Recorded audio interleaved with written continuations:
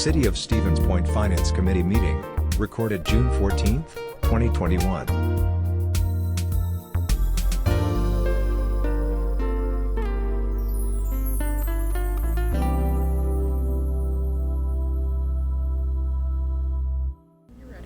Okay, yeah. We're ready. Carrie, you're ready? I'm ready. Everybody's ready. Hello, everyone. It is 6:18 on June 14th. Happy Flag Day. And we'll call the Finance Committee to order. And yes, online we still have Alder Slawinski, so he will be a voice from afar that will be part of our conversation. Said above, didn't she? What's that? She almost said above, didn't she? Above, yeah, no, that Well, the sounded speakers weird, are yeah, above. I don't want to make him above, that would be bad, so. President Johnson, do you want to make the announcements like I did? Sure, of course, this is a hybrid meeting, which is very nice. I had this conversation with a colleague this afternoon. Those people who wish to attend in person are able to do so, and we also have those people who find it easier to attend online are doing that as well. For COVID, if you are fully vaccinated, it's totally up to you whether you wish to wear a mask or not. And please, if you are not vaccinated, wear a mask. That would be wonderful. There's hand sanitizer over there, and sit as close or as far away as you feel comfortable. We want everyone to feel welcome. It's all about inclusion, right? Roll call. Who's doing that? I can do it. Alrighty. Morrow, Here. Shore, Here. Johnson, Here. Dalton, Here. Slawinski. Jeremy. Jeremy, you still there? So, here's another technological snafu. Oh, When Corey plugged because- his laptop in, the Yep. speaker changed to his headphone jack. Yep. So, Alder Slawinski, I'm gonna, Do you want me to change it back so we can get a hear from him? well, we can tell that he's in attendance. Yeah, we I know can he's tell here. that he was speaking because his image was highlighted, so I would say we're okay there. However, we're not going to be able to hear anything, so, But would you watch to see if has his hand raised or well, wishes you to? can't do that because he's calling in. Oh, So what I would ask then is, Alder Slawinski, if you have anything to say something, and your image will highlight, and then I will let the chairperson know, and we will have to disconnect Corey's laptop to make that happen. We tested so many things, and I knew there was gonna be something and that I screwed think it's up. only for this presentation, right? It will be So- for any presentation Yeah, that and this is uses for that information, spare so, machine. And we will be having more discussions about this anyway, so this is really introductory. So, sorry about the complication. Okay, wait, hang on. Dang it. All right. I don't wanna keep on plugging and plugging in, No. but he did say something. Oh, he did. Jeremy's here and everything. Okay, Oh. good, perfect. Thank you for you. texting Assistant Chief Rousseau. Yet one more piece of technology That- that can be used to assist. That helps. Oh, I bet I have the same, Star 9, he can raise his hand. yeah. All righty. Okay. *9 to raise your hand on the phone. Sorry. No, I don't want, as a committee member, it's really important that he is included and is able to participate, so. And the same would apply if Ms. Bridge would have anything as well, but I don't think she's gonna have anything here, so. Thank you, and I had asked Corey to put this on. You've probably all heard a lot about ARPA, but I just want to start this conversation because there's a lot of information, and I think Corey's done a very nice job of pulling together like 190 pages of guidance so far, so go ahead. Okay, thank you. Yeah, so this is just for discussion only. This is your first overview of the American Rescue Plan Act, also referred to as the stimulus package that was passed earlier this year. Finally included some money for state and local governments as part of it, which is definitely a good thing. And so the first slide is just an overview of the money that's going to state and local governments. As you can see, we're a small piece of a much larger picture. The total bill, $1.9 trillion. $350 billion of that is for state and local, territorial, and tribal governments. And of that, about 65 billion is for cities and villages and towns, so municipalities. And on the municipal side, it's split into two different categories. We have metropolitan cities, which are cities over 50,000 people, or the principal city in a metropolitan statistical area. And then we also have non-entitlement municipalities, which is the category that we fall under. We are a principal city, however, we're a principal city of a micropolitan statistical area. So as far as how much money everyone got, the city of Stevens Point, we're going to get $2.7 million, which is certainly significant. I don't want this to sound negative in any way, but there was definitely a big difference between those cities that were classified as metropolitan and those that are not metropolitan. So for instance, the city of Wausau is getting over $15 million. And then you can see the difference in the per capita numbers. City of Stevens Point, $104 per capita. City of Wausau, $404 per capita. So they're getting about 4 times as much as we are per capita. And I don't want to bring this forward to, whine about it or, seem like we don't appreciate the money, because we do, but I think it's just important to know how that broke down, because we might be seeing some communities that can really, really do a lot of stuff with this money, and it might not be the same case for us, just based on these allocations and that we got less per capita than some of the larger municipalities. The county is getting money as well. They're getting $194 per capita, a little bit over $13 million. And then the state of Wisconsin is getting about $2.5 billion, so a little bit over $400 per capita as well. So certainly, we're one small piece of a larger picture, and certainly there are some other entities that are also going to be a part of spending this money and that are going to have resources to put to work, and hopefully what everybody does will all benefit our community, in some way. So as far as how much we know at this point, the legislation has passed, obviously. We have an interim final rule issued, which is sort of the initial guidance from the U.S. Treasury to say, hey, here's what we're thinking. But that could change. We are still waiting for the final rule to say, okay, here's the final regulations. So just understand that the information that I'm giving you today is sort of our best indication right now as far as how we think everything is going to work, what's eligible and not eligible, but understand that there could be tweaks and there could be changes. So as far as the eligible uses, there's really 4 eligible uses that have been laid out. The first is provision of government services to the extent that revenue has been reduced. So it could be almost anything. There are a few exceptions, but you do need to have the lost revenues in order to basically just use it for the provision of government services. Now, if you don't have the lost revenues, then the categories get a little bit more specific. We can use it to respond to the COVID-19 public health emergency or its negative economic impacts. We can use it for premium pay for essential workers, and we can also use it for investments in water, sewer, and broadband infrastructure.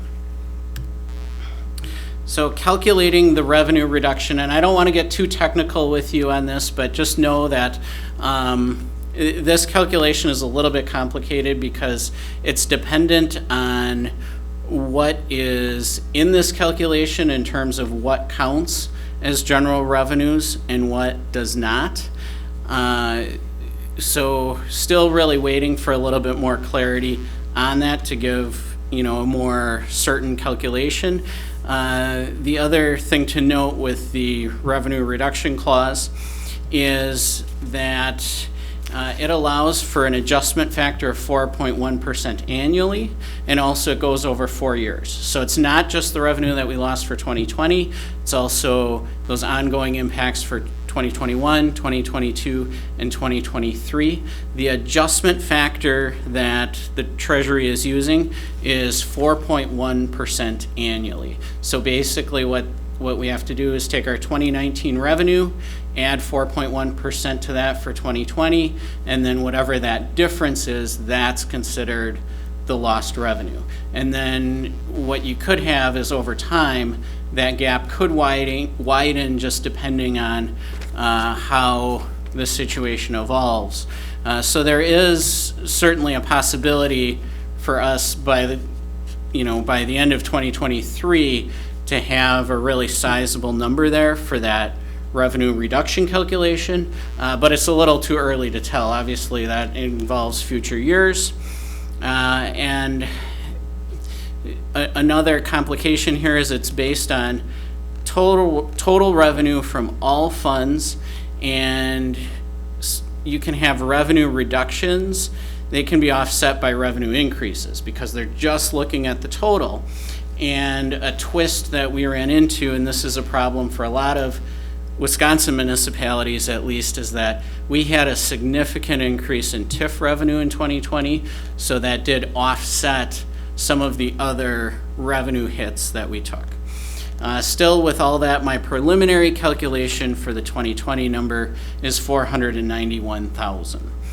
And we have actually compiled actual revenue losses due to COVID-19 that are higher than that number, but the issue that we run into is that the TIF revenue went up. So, in terms of total revenues, that's the number that I have so far. But again, that could change. As far as ineligible uses, one of the big issues for the federal government is they really want this money to be spent. They want it to stimulate the economy.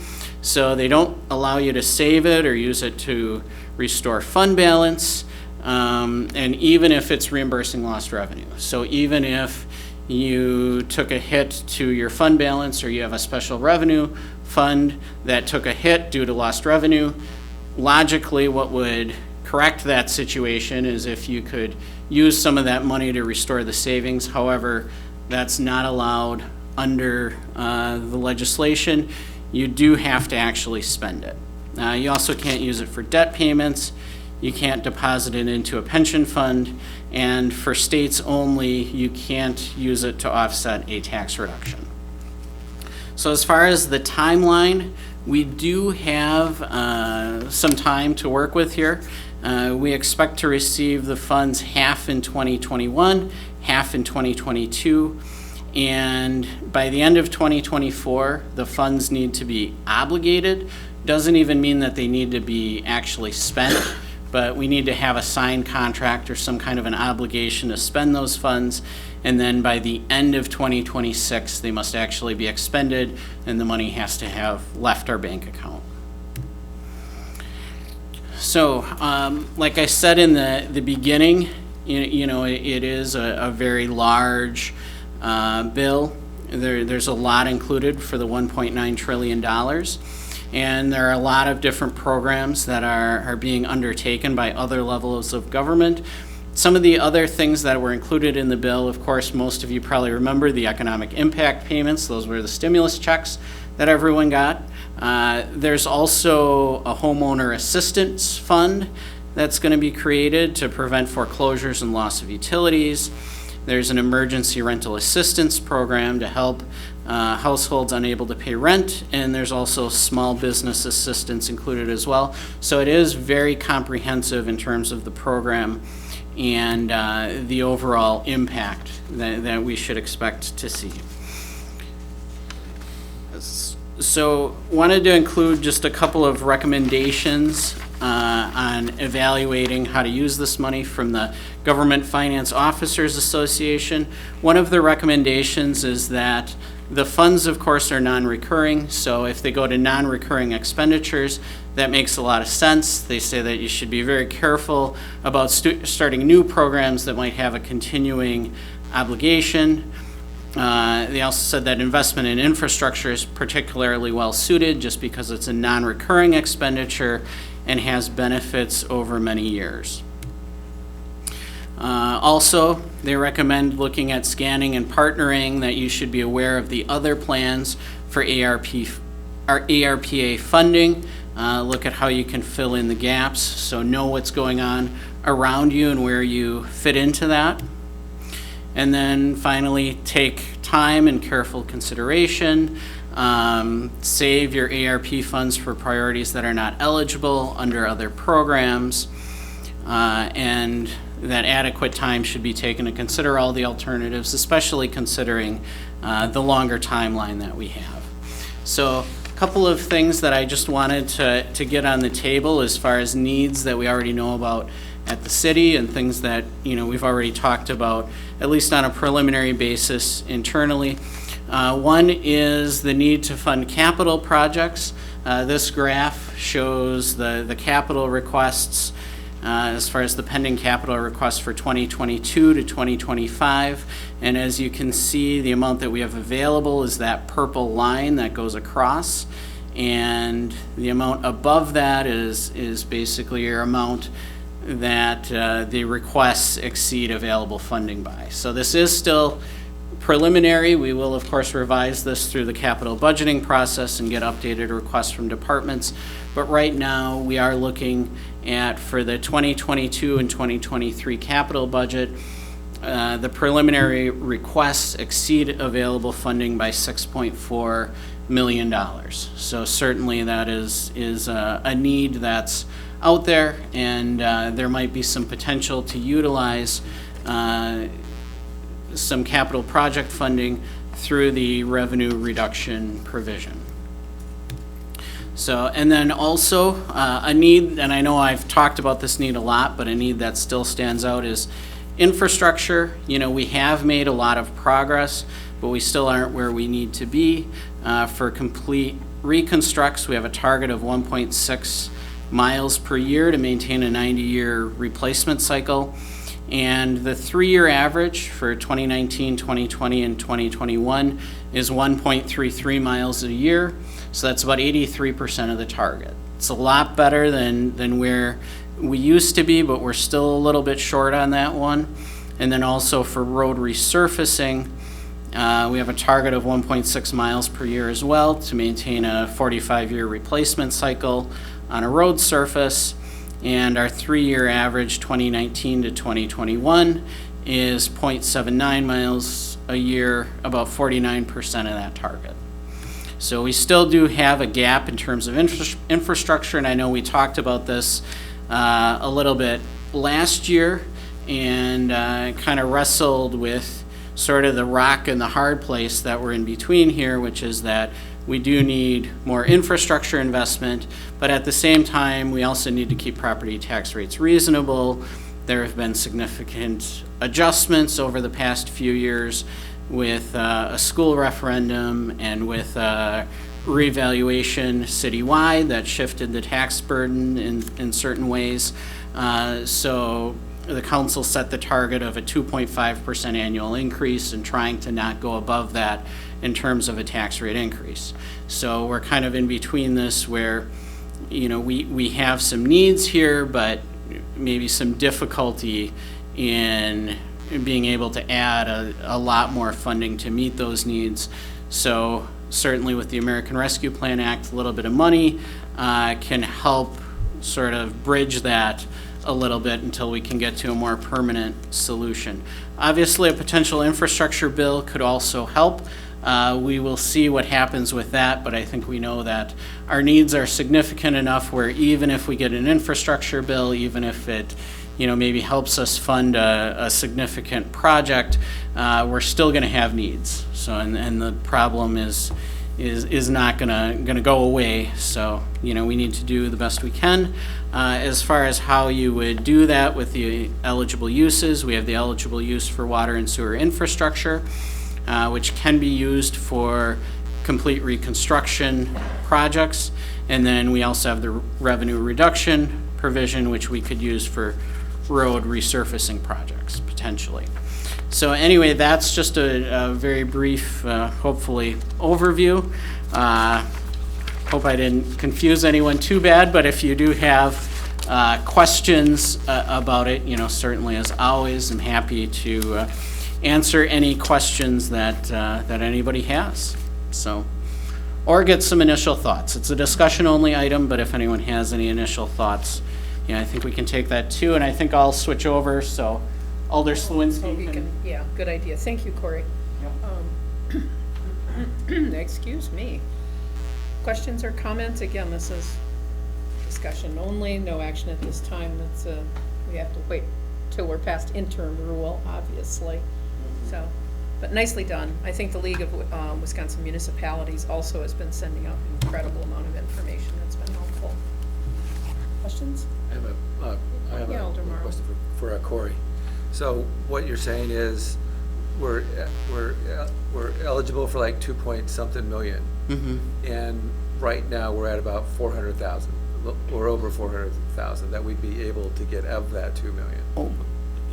So, okay, so there's 4 eligible uses. So, and one of them is related to the revenue reduction, where we can provide government services to the extent that we have a revenue reduction.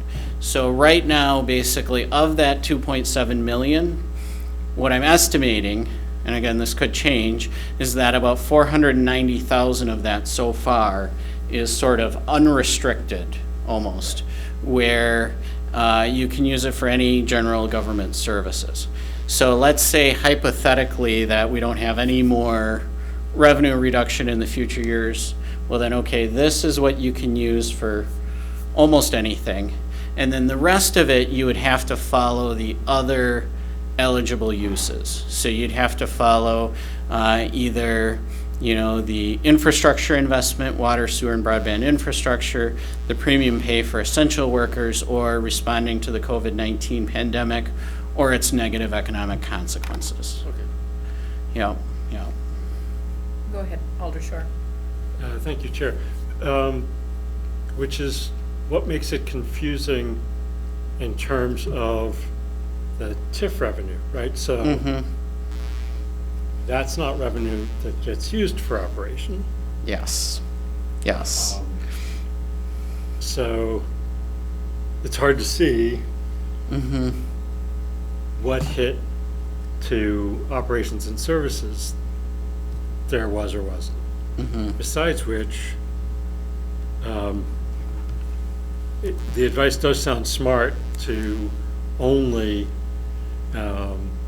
close those gaps and not be using it to expand in ways that you didn't have money for in the out years, right? So, having said all that, I guess the question is, are there areas where we, kind of have taken a hit in the operating budget that it makes sense to try and replace? Or not? Yeah, so, okay, so a couple of things. First of all, in the TIF revenue, absolutely, that, we had a conference call of other finance directors in Wisconsin, and, it was interesting because I had sort of come up with that, okay, looks like we have an issue here when we look at total revenue. And then when I got on the conference call, it seemed like everyone had sort of found that same issue. So we'll see if there is some relief on that. I think, most of us on the conference call definitely agreed that it doesn't seem very fair to include TIF revenues because they are so restricted. You can't just use it for whatever you want. You really have to keep it with the district. So we will see, what happens on that one, and if we can get some guidance to throw it out. The case for using this money for infrastructure, and particularly for roads, and that's something we've been focused on, that's a very strong case. Meaning, we could use most or all for that. So again, the question is whether on that sort of operating side, whether there's a need that's crying out, we've kind of been through this. Is there some piece that kind of, that needs to be filled in, through a part of this? Yeah. So what I would say, some of what we've discussed internally is, so, as far as the hits to the operating budget in terms of revenue that comes into the general fund. There shouldn't be specific hits on that because the general fund is all essentially one pot of money. So for instance, for the Parks Department, we took a big hit on Parks Lodge rentals, for instance. Okay, well, that wasn't necessarily, I mean, it's in their group of accounts, but it wasn't necessarily something where then the Parks Department had to offset that somehow. There was a pool hit to the pool revenue as well.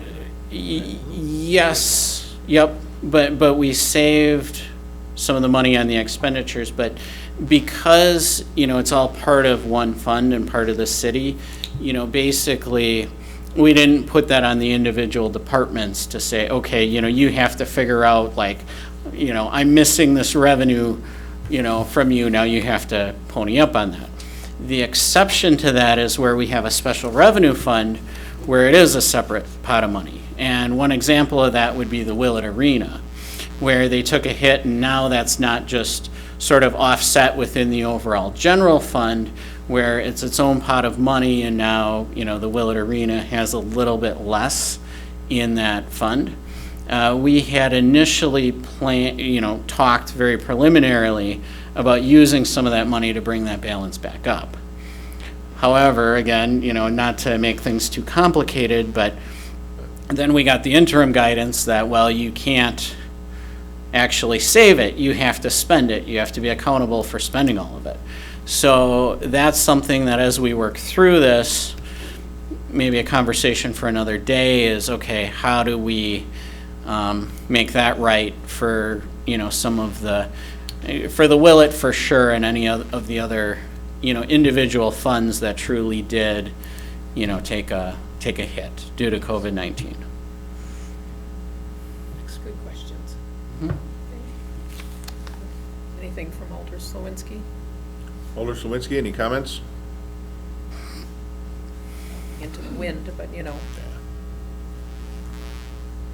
No, not at this time. Ooh, nice. Can Thank you you. hear me? Yes. Absolutely. Thank you. Okay, thanks.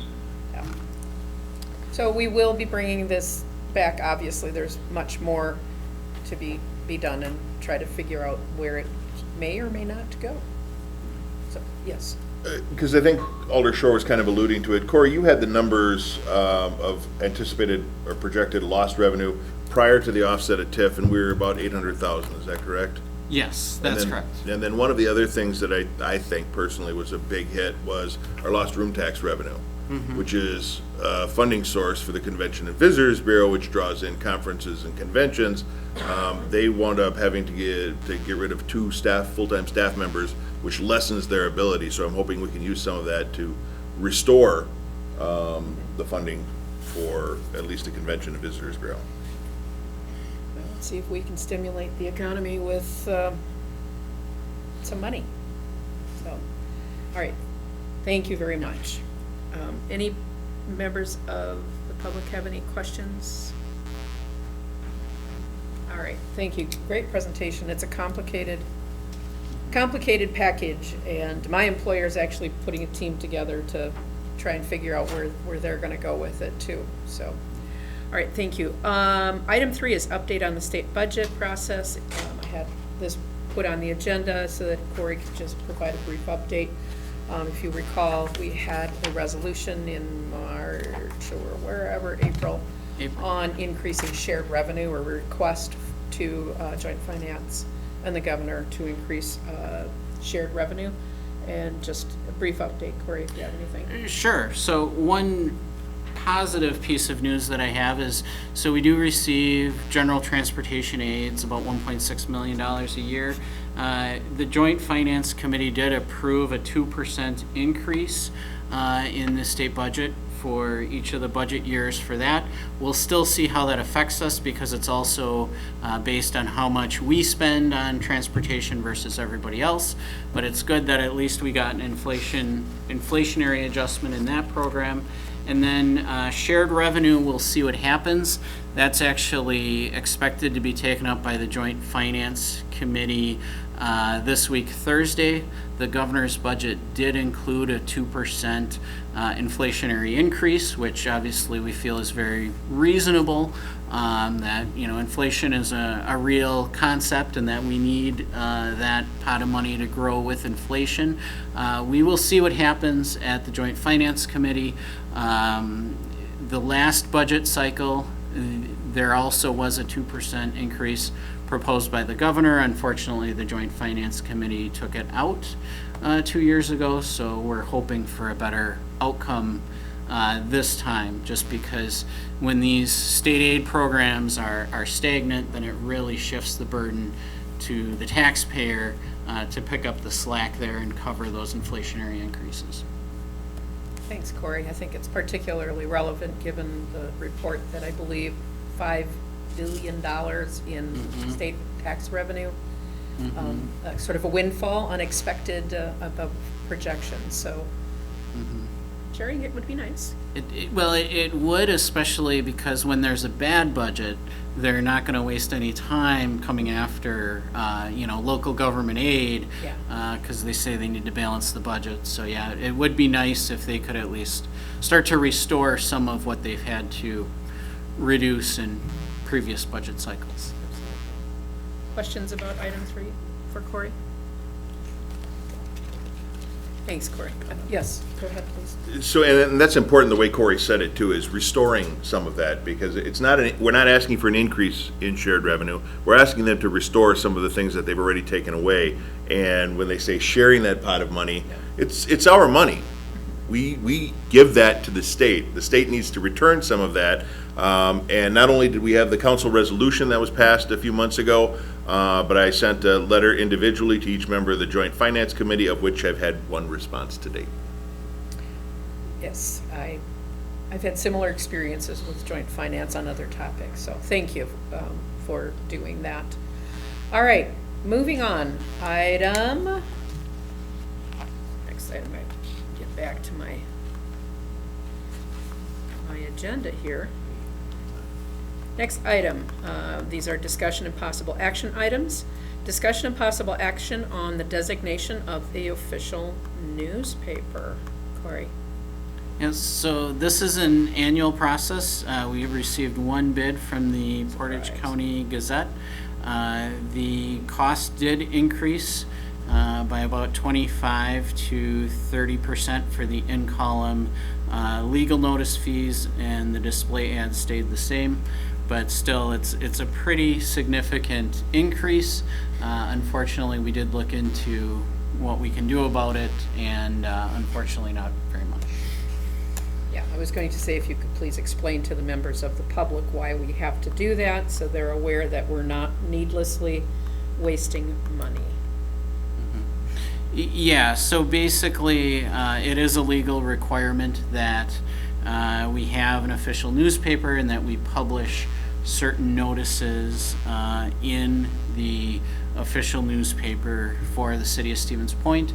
And then the state does actually have a maximum in terms of what they can charge, but they are still within that. Is that what you were going to say? Corey just covered the point. It's actually the Department of Administration that publishes maximum amounts for that, and this was within that, so. Make it smaller. Aldershore, thank you. Thank you, President Johnson. I will move approval of the bid from the newspaper, and I will have a comment if there's a second. I'll second. Okay, we have a motion and a second. Shore, Dalton, comments, questions? Go ahead, Aldershore. I have a question. Does it have to be an in print, or with today's society, can it be an online paper? My comment was going to be, Sorry. no problem. I would ask You teed it up. the legal guy in the back. This was on the League of Wisconsin Municipalities agenda to try and save this money by allowing online in replacement, online announcements in replacement, and that was not taken up by the legislature. That leaves us with the status quo. Yeah. I can understand, yeah, it's complicated. I'm sorry for that. No. members of the committee. Alder Morrow, did you have a follow-up? I just apologize, No, no. Alder Oh, Short. okay. No, All you set right. me up like perfectly. Anything? Alder Slawinski, did you have anything? Question? No, I'm good. All right, go ahead, please. So yes, there is a circulation requirement currently in the state statutes. So it has to be at print circulation. So the only two qualifying newspapers in our area, the Portage County Gazette and the Stevens Point Journal, we had the clerk contact each of them or attempt to contact each of them directly to try and get competitive bids. When you say it's within the guidelines, it is at the top of the guidelines. We are, however, I contacted Secretary Brennan with the Department of Administration to once again express our frustration with the consistently rising costs for legal notices and with technology available. In working with contacting other municipalities, we did find that while we are required to publish the legal notice, we are not required to publish all of it in the newspaper. So I'm working with Clerk Yenter and John Quirk to have a dedicated spot on the city website. What other municipalities have done is legal notice for Mike Wiesa, blah, blah, blah, requesting a zoning change for the complete document, go here, and that can save us some money, because this is the taxpayers' money, of course, and we want to be sure we're good stewards of that money. So just an update on that. So, I'm sorry, as chair, I typically wouldn't ask a question, but this is sort of rhetorical. Have there been efforts made to change the statute? Find somebody, to find a friendly legislator in the majority to change the legislation. Anyway, It's been brought up, it's just Yeah. the state isn't taking it up. okay, thank you. All right, does any members of the public have any comments or questions they wish to express at this time? All right, thank you. We have a motion on the floor and a second to approve the designation of the official newspaper to our only submittal, the Portage County Gazette. All those in favor, please say aye. Aye. Aye. Aye. Opposed would be no. Abstentions? Motion carries, thank you. Next item in our action items are discussion and possible action on issuing a request for proposal, RFP, for consulting services related to updated community signage. Director Karnowski, I see you approaching the lectern, please. You have the floor. Thank you.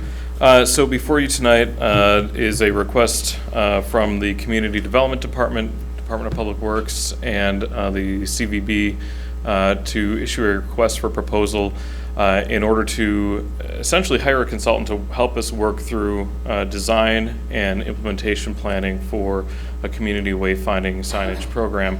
That could include actual wayfinding signage, what would historically be known as the tombstone signage, which has been quietly removed over the last few weeks by our great Public Works Department, or updating the entrance signage into the community, and then as part of the city's strategic plan, which we're hoping to reveal in the coming weeks to month, some neighborhood signage to really create that sense of place and that sense of neighborhood.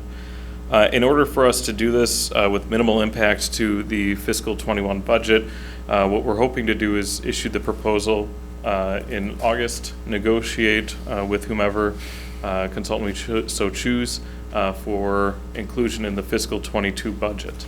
And then utilizing that consultant, identify ways over the next several years to implement the RFP, updating signage over the next, we'll say 3 to 5 years as an example. So there's minimal impact to the city's budget, and that our capital requests can be as minimal as possible. Instead of doing one giant request of say $500,000, maybe it's $50,000 a year for X number of years.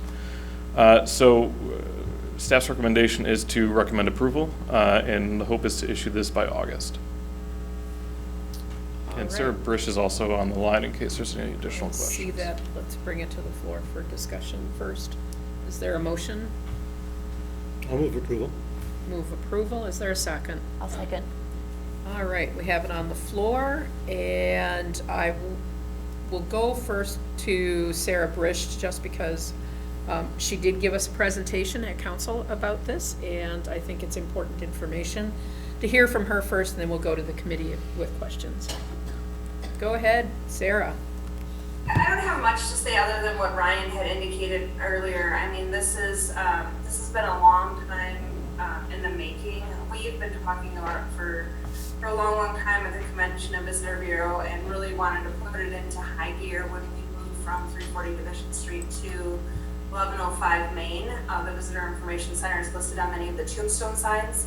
And then when we started doing a little research, we recognized that there would still be old center point cupola looking like signs, and then additional signage that was like, I don't know, from the mid 80s. So there was a tremendous amount of signage that we recognized, but then also several years ago we had a secret shopper come in and do a community assessment. And as part of that, those individuals that came in and assessed the community over 5 visits had also recommended to the city and the village and the county as a whole that they do something similar to what Brian is asking the committee to approve today. Thank you. Members of the committee, questions, comments? I just have one question. I'm wondering what capabilities we do have in-house already for sign making, so that as we get a proposal, what it might look like to execute. And then I do like the idea of kind of a phase-out implementation, because I think it's too easy to think that us sitting here might have a better perspective than any other body in front of us that, oh, we know these signs and these ideas might be best, and then you kind of put stuff out and it's already archaic in 5 to 10 years, or there's just new identities. So my understanding is that the Public Works Department can make signs in-house. They're mainly the standard street signs, the reflective backing of standard size. My understanding is also that the machine is extensively complicated, and so training on it takes quite a bit of time as well. Go ahead, please. It's a little further than that too. We don't have the capacity Yeah. to do a lot of signs, and we don't have the capacity to do specialized type signs, where like you have the tombstone signs. So it really isn't practical to have the city. Good question, though. Other questions from the committee? Members of the public? All right. We have a motion on the floor to approve the RFP as it was presented for updating the community signage. All those in favor, please say aye. Aye. Aye. Anyone opposed would be no. Abstentions? Motion carries. Item 3 under our action items. You might as well stay up there. Or who's doing this? No, you're doing this? Yes. Discussion and possible action on proposal from Ellers to complete a project plan amendment for tax increment district TID number 5 to allow for excess increment sharing with TID 5 to TID 10, 11, 12, and 13. I'd entertain a motion, get it on the floor for discussion. Or not. Okay, so moved. Excellent. We have a motion on the floor. Second. And a second. All right. I think from here, we'll have Corey kind of discuss where we are. Sure. So, the situation that we have is we have TIF District 10, which is the north side TIF. The increment in that district is pretty strong. It's already supporting TIF 6. And the reason why this is coming forward now is primarily for a project in TIF District 11 that we're currently working on, and certainly thinking about the fact that, okay, well, we have basically 2 TIF districts on the north side.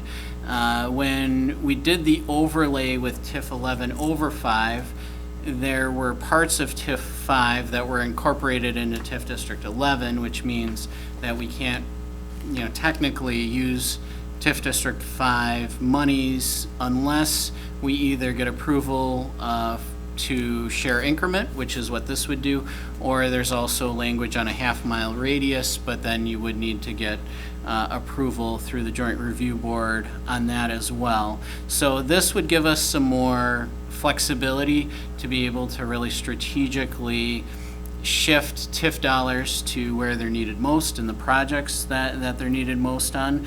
And then as long as we're doing this, we would also suggest having that flexibility for a few of the other newer TIF districts as well, such as TIF 10, which is the downtown TIF overlay, and TIF 12, the south side TIF district. And then the proposal did include TIF District 13 as well on the east side. Now, I know that there's maybe a little bit of concern about that, and that's obviously a policy decision for you guys to make. I think from staff's perspective, you know, where we see the biggest needs for this would really be TIF Districts 11 and 10, probably 12 to a lesser extent. I don't know if we would have a huge need to transfer money to TIF District 13 anyway, but this would allow that flexibility. Okay, thank you. And this is a study at this point, Ye- or to pull the amendment information together. Yes, so the quote is $14,000 for the whole process. Included in your packet is the proposal from Ellers. They do list it out in 3 different phases. So phase 1 is $5,000, phase 2 is $7,500, phase 3 is $1,500 for a total of $14,000. Certainly if you know, if we get through phase 1 and for some reason we say, hey, we don't want to move any further with this, then we're only on the hook for the phase 1 expense. But basically this is to complete that project plan amendment and carry it all the way through the process, including approval by the Joint Review Board. Questions, comments from the committee? Go ahead, Alder Shore. Thank you. So flexibility generally is a good thing. It's good to have options, but I want to make sure that I understand, you know, we're talking about flexibility from where to where. So yeah, again, I know that you've already started to explain this, but it's for TIF 5 in particular. So TIF 5 would be the donor district. Okay. So TIF 5 would be the district with additional increment, and then as far as where it would be going, so you'd have TIF 11, which is the overlay for TIF 5, so right in the same area. Then you also have TIF 10, which is the downtown overlay district, which of course is right next to TIF 6, which is already a recipient district. We already have the flexibility to move money from TIF 5 to TIF 6, and then TIF 12 on the south side, and then you know, the proposal does also include TIF District 13, which is on the east side, the former Walmart site. So it is moving money, you know, a little bit throughout the community, but one of the challenges that we have with newer TIF districts is that it just takes them a while to really build up increment. So you always have this challenging financing the initial investment. So this could help if projects come along or there's a need to make some investment. This helps us to be able to do that. The other item to note is it really isn't very efficient for us to borrow very small amounts of money. So for instance, if we need, say, $300,000 or $400,000 for a development incentive, you know, it isn't real cost effective to borrow at that scale. So in the past, sometimes we've used some money from the general fund to finance those things. However, the bond rating agencies have taken a much more negative view of advancing money to TIF districts. So, thank you.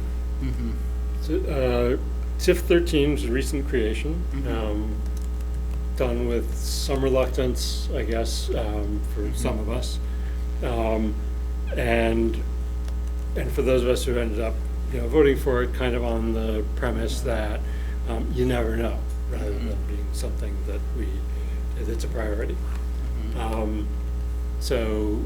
That's why, we might consider not having that as part of this equation. But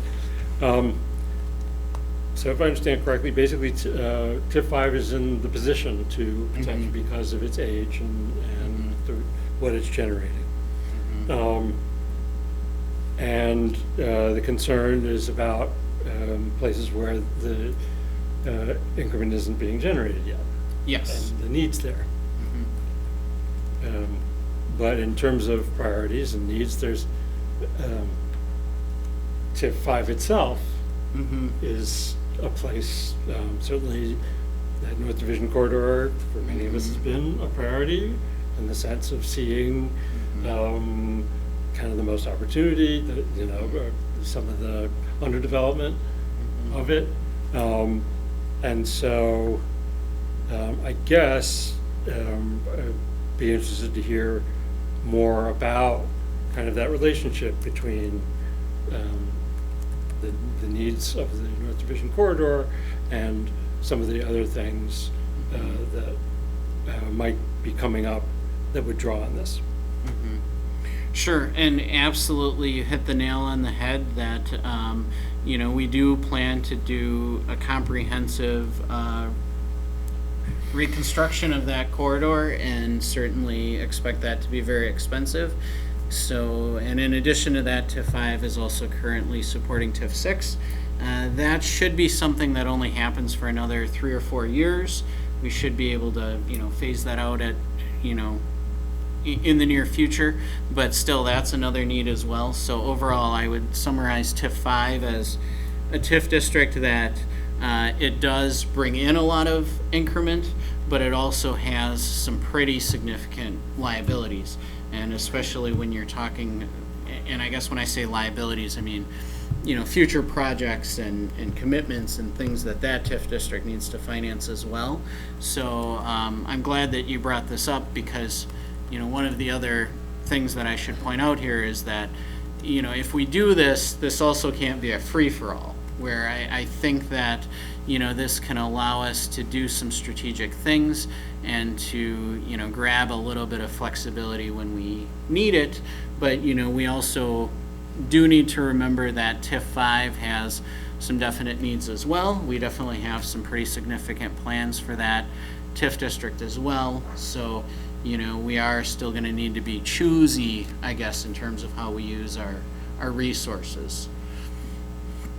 Is this one of those, some of the things that have been presented to us are associated with windows closing in terms of, you will only be able to do this, we hit a threshold in our debt, right? Is this one of those situations, or is this something that could be done at another time? So this is not one of those situations where necessarily windows are closing. I believe as long as we do it before the expenditure period, which for TIF 5 closes in 2027, we could do this anytime. I guess the only thing to keep in mind is that the council did prioritize a project in TIF District 11 where it would be helpful to have this flexibility to get that done. And with the price quote of the $14,000, that price quote, basically it's the same price whether we do 1, 2, 3, or 4 districts that we can transfer to, because it's one project plan amendment to TIF District 5. It's really one process. So I think the thought was, well, the one that we really need it for right now is TIF District 11. That's the immediate need. And as long as, if we're going to do this and spend the $14,000, if we think we might need flexibility in the future on some of these other TIF districts, it just makes sense to get that, as part of the package so that we don't have to, spend another $14,000 2 years down the road. Thank you. Other questions from committee members? This is Alder Slawinski. Yeah, go ahead, Alder Slawinski. I agree with the discussion that's taking place. and good questions. I guess the other thing that I'd like to ask is, seems like, we contract out with Ellers, frequently, and I'm just questioning, do we ever, are we getting, what we pay for? Are we getting a competitive price? I never see any other comparables, I guess. So I guess I question that is, is this right in the ballpark for the work that we're asking them to do for this project plan amendment? Or, I guess that's my only question. Thanks. Fair question. Yeah, I think it's a fair question. So, in general, Ellers obviously knows the city pretty well because we've been working with them for a very long time. So especially on some of the TIF district work, they already, understand where we're at. Certainly we could get other quotes. I'm certainly am not opposed to doing that. I would say that, your relationship with a financial advisor is something that, you probably want it to be somewhat, you don't want to change it every year, I don't think, where it's like you're constantly changing it, but we, have been with Ellers for some time, so, if you think that we need to do an RFP and kind of see what's out there and what's available for, pricing and what other firms can do, I'm not at all opposed to doing that. Topic for another. Yeah. And I guess I'm not necessarily requesting it for this one, but it would be nice to kind of just see, just kind of do a check to make sure that we're in line. Mhm. I guess. Oh, good question. Dollars wisely. I believe Director Kronosky would like to say. Yeah, as the committee might recall, Ellers did TIF 10, 11, 12, and 13, the project planning, so it's important that they have a pretty intimate understanding of how those TIFs are structured with the project plans. If we were to do another TIF district into the future, maybe that's an opportunity for us to do an RFP. You could always get MSA or a few other organizations that may submit a bid that might be cheaper than Ellers, but because they know those TIF districts pretty well, considering that we just established them about a year ago, I know staff's recommendation is to continue with them. Thank you. Members of the public, any questions or comments? All right, we have a motion on the floor and a second, and have had good discussion. I appreciate that. All those in favor of the motion to approve working on the project plan amendment with Ellers at the price described in the quote, please say aye. Aye. Anyone opposed would be no. Abstentions? Motion carries. And our last item is, I flipped it out, sorry about that. Discussion and possible action on. Approval of bills. Yep, get it so I can read it. Discussion and possible action on the approval of claims paid. I'd entertain a motion. I'll make a motion to approve. Motion to approve, and second.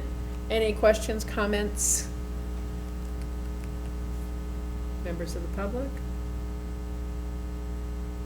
I hear silence, so therefore we will call for a vote. All those in favor of approving the claims paid, please say aye. Aye. Anyone opposed would be no. Abstentions? Motion carries. We have taken care of everything on our agenda. It is 7:16. We are adjourned. Thank you, everyone. Good discussion.